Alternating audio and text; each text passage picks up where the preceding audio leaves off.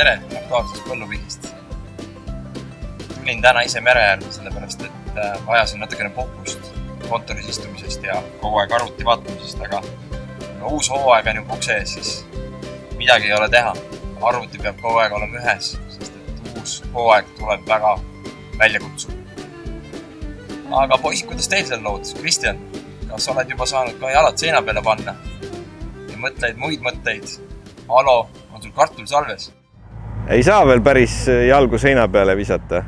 See, et põllutöömasinad on juba talvekorterisse pakitud, ei tähenda, et töö põldudel lõppeks, sest siinkandis nii mitmelgi pool käib põllu äärte korrastamine, et võsa ei tükiks põldude peale, korrastatakse kraave, et maaparandussüsteemid toimiksid, et kogu see looduslik keskkond oleks tasakaalus. Lisaks sellele sorteerime teravilja. Vaatangi, mida sorteerid üleval teevad. Eks suviviljad vajavad nii-öelda hoolt juba varakult. Seeme tuleb ära sorteerida, pakendada, analüüsid teha, et siis juba teada, mida, kuhu, kuidas kevadel külvata. Jalad seinal ei ole põllumajanduses mitte kunagi. Tegevusi on küll. Remondime siin ruume, et kartulit saaks väärindama hakata.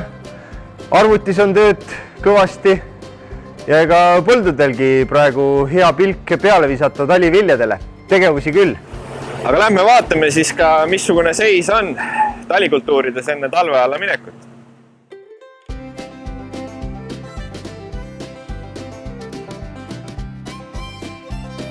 Esimesena tulimegi vaatama taliodra seisukorda. Oktoobri lõpuks, kus külvist on möödas peaaegu 2 kuud, on taimik arenenud päris suureks ja lopsakaks. Reavahed on põhimõtteliselt kinni võrsunud ja taimede seis on tugev. Umbrohutõrje sai siin kenasti tehtud ning efektiivsus on olnud päris hea.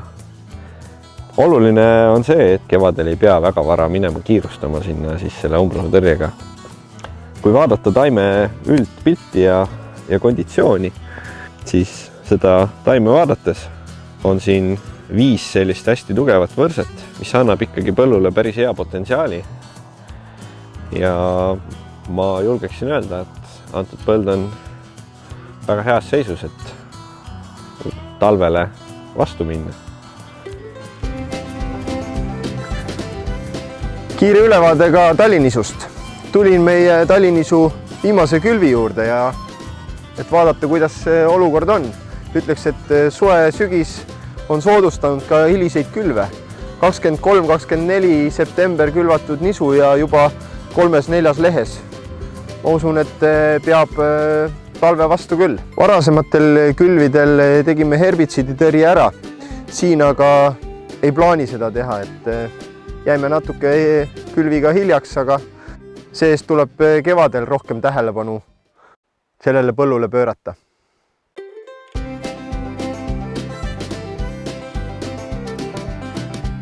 Kui eelmise saaka põllupildis vaatasime siinpool sellist varajast rapsikülvi, mis oli 4. augustil külvatud, siis täna oleme põllu peal, kuhu on külvatud Clearfield tehnoloogias põld 15. augustil. Sordiks Invigor 1266 ning eelviljaks suvioder ning harimine minimeeritud. Olukord oligi selline, et ei jõua teha head harimist, põhumassi palju ja varise surve tuleb kindlasti ka, et lähen Clearfield tehnoloogiale. Tänaseks hetkeks põllupilt väga hea. Taimed on arenenud piisavasse kasvustaadiumisse. Pritsimisi siin põllul tegingi 2. Esimene oli siis Klamox plus TAS. Klamox 2 liitrit hektarile, TAS 1 liiter hektarile. Ning teine pritsimine oli kasvu reguleerimiseks Kaarux 0,75 liitrit hektarile, kuna külviaeg oli hilisem, taimede kasv ei olnud enam nii intensiivne, siis oli see sel hetkel täiesti mõistlik kulunorm.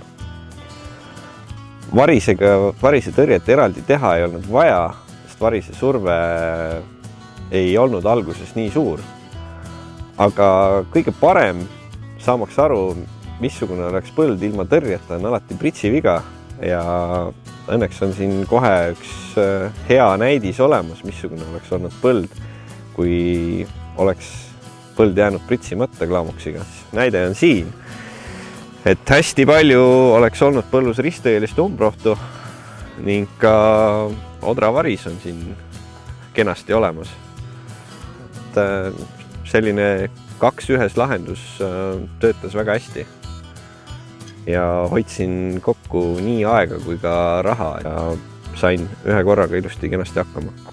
Alo, kuidas sinul rapsid seal vahepeal kasvanud on, et missuguse hinnangu annad vastu talve põldudele? Augusti alguse külvid on jõudsalt kasvanud. Siin on 2 korda kasvu reguleeritud ja kasvuregulaator on taimed ilusti vasta maad surunud. Põld on ühtlane ja tihe, et mina olen situatsiooniga väga rahul. Tundub, et 2-kordne kasvuregulaator sellel aastal on ennast väga õigustanud.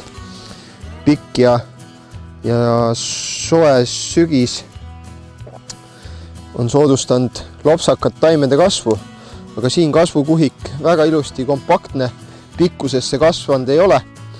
Ootaks nüüd tõsist külma, et see kasvu korralikult pidurdaks ja siis juba korralikku lumikatet ja talve.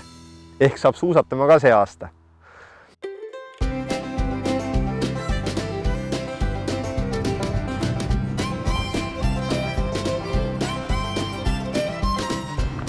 Kartulisalved on kartulit täis, aga põllumees pole mitte kunagi rahul. Kord on liiga märg, siis jälle liiga kuiv. Sellel aastal saak ju erakordne, aga teisest küljest hinnaga on tõsiseid probleeme ja tegu, kuidas see kõik maha müüa. Eks see aasta saab olema väljakutseid pakkuv. Suuremate töödega on ühel pool. Eks nipet-näpet siin teha on ja veel natuke põldudel käia. Sellega on üks aastaring AK-d Virust Võruni saanud purki. Päris huvitav on olnud.